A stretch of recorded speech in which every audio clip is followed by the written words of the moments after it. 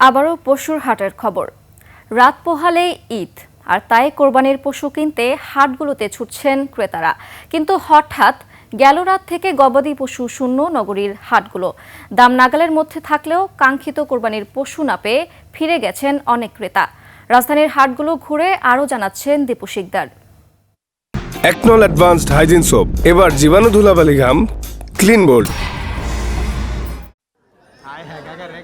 সময় রাত 1টা। রাজধানীর মিরপুর 12 নম্বর ইস্টার্ন হাউজিং এলাকার কোরবানির পশুর হাট। অস্থায়ী এই হাটটিতে বৃহস্পতিবার রাত থেকে হঠাৎ করে কমতে থাকে গবাদি পশু। বড় এবং মাঝারি আকারের গরু থাকলেও সংখ্যায় একেবারে কম ছিল ছোট গরু। অনেক ক্রেতা কাঙ্ক্ষিত পশু কিনতে না পেরে ফিরে গেছেন। বিক্রেতা আর ইজারাদাররা বলছেন, বিক্রি হয়ে যাওয়ায় হাট এখন গবাদি পশু শূন্য।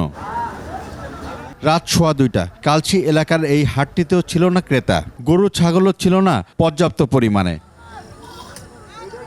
আর ভোররাতে নগরীর কুড়িল এলাকার এই হাটটিতেও বলতে গেলে পশু শূন্য অবস্থায় দেখা গেছে। এমনকি দেখা মেলেনি কোনো ক্রেতার। বিক্রেতারা বলছেন, শুক্রবার বাড়তে পারে ভিড়।